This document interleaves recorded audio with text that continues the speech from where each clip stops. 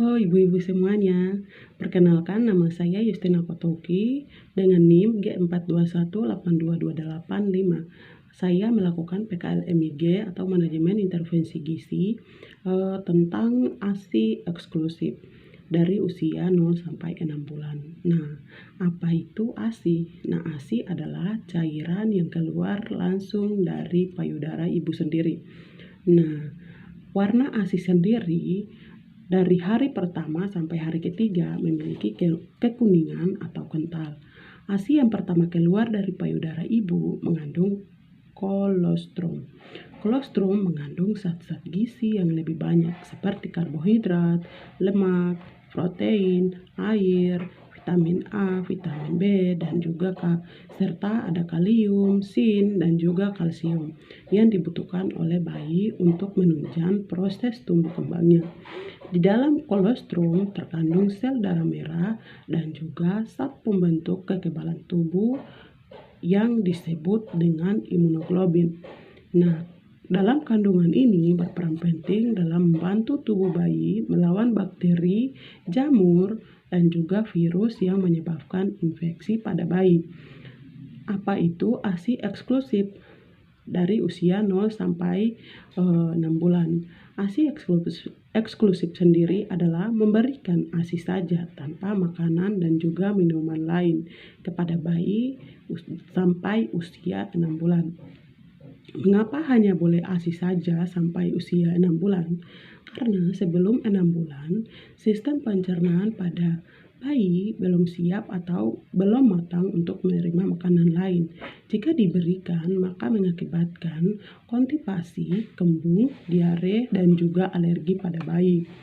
Mengapa ASI saja? Karena ASI ini mengandung banyak zat-zat gizi yang lengkap seperti karbohidrat, protein, mineral, kalsium, zinc, air, dan lain-lain, dan mudah dicerna dan juga diserap. Yang ketiga adalah melindungi terhadap infeksi, dan yang keempat adalah tanpa biaya, jadi tanpa mengeluarkan biaya satupun untuk bayi. Kapan sih boleh memberikan makanan atau tambahan selain ASI? Kemudian ini akan dilanjutkan sampai dengan usia 2 tahun. Berikan makanan tambahan atau pendamping ASI yang biasa disebut dengan MPASI. Nah, saya akan menjelaskan ada contoh ASI dan juga susu formula. Nah, untuk susu formula ini terdapat mineral, vitamin, lemak, karbohidrat, protein, air, dan air.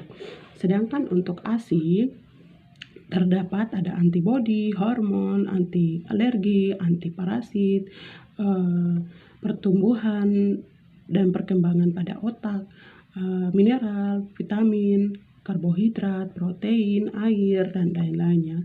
Jadi ASI ini sudah lengkap di dalam. Sedangkan di sini ada perbedaan antara ASI dan juga susu sapi. Nah, untuk pencernaan bakteri di dalam ASI tidak ada, sedangkan di dalam susu sapi mungkin saja ada. Terus ada zat anti-infeksi, ini banyak sekali di dalam ASI, sedangkan dalam susu sapi tidak memiliki. Terus protein ini dibagi menjadi dua, ada kasein dan juga whey. Terus di dalam ASI mengandung kasein 40%, sedangkan whey 60%. Sedangkan dalam susu sapi mengandung 80%. Terus dalam whey 20%. Asam amino ini ada dalam asam amino ini ada taurin juga. Ini cukup untuk pertumbuhan otak atau perkembangan otak, sedangkan dalam susu sapi ini 0% ya, tidak ada. Sedangkan ada lemak, kolesterol, lipase untuk mencerna lemak, ada laktosa, garam, mineral, ini dibagi dua ya, kalsium dan juga fosfat, ada zat besi, vitamin, dan juga air. Nanti bisa dibandingkan antara ASI dan juga susu sapi di atas ini. Nanti ibu-ibu bisa lihat ya, ada perbedaan. Jadi yang memiliki kandungan yang lebih bagus yang menurut saya dan juga bisa dilihat ya adalah ASI. Nah, ASI adalah zat anti-infeksi. Nah, bagaimana sih posisi ibu menyusui yang benar? Di sini yang pertama adalah cradle position. Yang pertama ini dilakukan dengan memangku bayi dengan tangan kanan dan juga untuk menyusui payudara sebelah kanan. Bayi digendong berbaring, menyamping, dengan wajah, perut, dan lutut menempel ke dalam pada dada dan perut ibu. Sedangkan posisi yang kedua ini adalah kedua tangan ibu menyangga kepala bayi dengan telapak tangan ketika ibu menyusui payudara kanan. Maka yang digunakan untuk memegang badan, belakang kepala, dan bawah telinga bayi adalah tangan kiri dengan posisi kepala, dada, dan perut bayi menghadap ibu. Kemudian ibu akan mengerahkan mulutnya ke puting susu dengan tangan kanannya. Ada posisi yang ketiga ya. Posisi ketiga ini menyangga kepala bayi dengan telapak tangan dan juga tubuh bayi berada di bawah ketiak ibunya. Bila ibu menyusui pada payudara kanan, maka ibu memegang bayi dengan tangan kanannya. Yang posisi yang ketiga ini adalah posisi bersandar dengan ibunya duduk atau tidur, lalu tinggal proses menyusui bayi dengan posisi bayi yang terungkap di atas perut ibu, dengan kepala bayi yang menghadap ke bawah di atas payudara ibu. Nah, posisi yang terakhir ini adalah posisi terbaring ya. Menyusui dengan terbaring miring menghadap bayi, lalu posisikan kepala bayi menghadap ke puting susu. Belakang badan bayi bisa dipegang dengan tangan kanan atau diberi ganjalan guling agar posisi menyusui tidak berubah. Ya. Nah, apa saja sih waktu pemberian ASI kepada bayi? Nah, berikan ASI kepada bayi sesukanya. Nah, jika ibunya sibuk bekerja, bagaimana sih cara agar bayi ini bisa mendapatkan ASI? Nah, caranya adalah memberikan atau menyimpan ASI di dalam botol dengan cara dipompa atau diperah ASI tersebut. Nah, botol yang bisa digunakan untuk menyimpan ASI adalah botol yang gelas ataupun kaca. Kenapa tidak berikan gelas yang plastik? Karena plastik ini bisa mengakibatkan infeksi ataupun bakteri yang mengakibatkan bayi ini menjadi menimbulkan suatu penyakit. Dan setelah itu dimasukkan ke dalam callback. Nah, bagaimana cara penyimpanan ASI? Yang pertama adalah disimpan di dalam ruangan. Nah, di dalam ruangan macam apa sih? Nah, yang pertama adalah disimpan di dalam lemari es. Nah, dalam lemari es ini dia bisa bertahan selama 8 hari.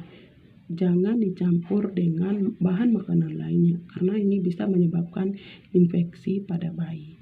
Yang kedua, di dalam lemari es ini bisa saja kita menyimpan dengan bahan makanan lain, namun dia bisa bertahan selama 3 hari.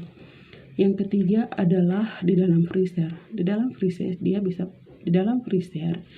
bisa bertahan selama 3 bulan. Sedangkan di freezer dia bisa bertahan selama 6 bulan. Bagaimana cara pemberian ASI yang sudah disimpan di dalam kulkas? Apakah langsung diambil dan langsung diberikan kepada bayinya?